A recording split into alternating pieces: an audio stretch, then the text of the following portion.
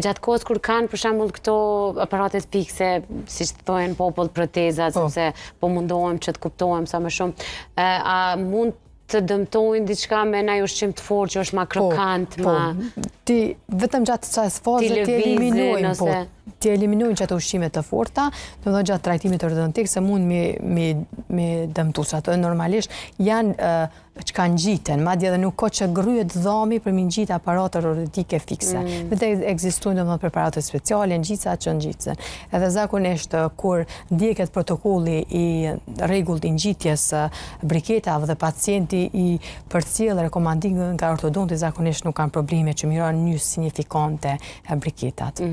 Janë disa pacientë, doktoresh Ulpion, që kanë shprehë gjatë kohës së gjumit t'i kërcasin dhëmt. Sa problem mund të shfaqin këta gjatë kohës kur mbajnë aparatet fikse? Realisht në momenti kur vendosen një aparat ortodontik fikse, pacienti do të thotë e testohem, e pyesëm që gjatë kafshimit, sidomos në fundon e pashme kur t'i vendosëm, mos po të pengon diçka ndonjë briket, në këto raste preferohet ngritja e kafshimit, kështu që nuk ka që dikon diçka. Rastet me bruksizëm, ato janë disa preferohen, normalisht bëhet një ekzaminim i detaju për me gjetë shkaktarin, shkaktarit të rastet me bruksizëm. Mirë po ndihmojnë edhe retajnerët, ato plastikat që janë si me transparente, të cilat vendosen seri tani pas trajtimit ortodontik, dëmtojnë, domethënë me bën të paktën një relaksim minimal gjatë natës. Mirë po duhet me gjetë a janë faktorët psikogjene apo cila është arsyeja për me trajtu.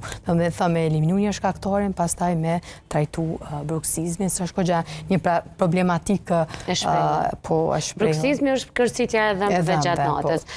Domethënë është problematik që thua që nuk është thjesht një shprehi, mund të jetë edhe problematik, diçka anomali? Po, mund me pas një problematik që duhet, mund të jetë psikogjene, rastet kur kena kafshimet e thella, mund me bë presion në një e arsye të tjera.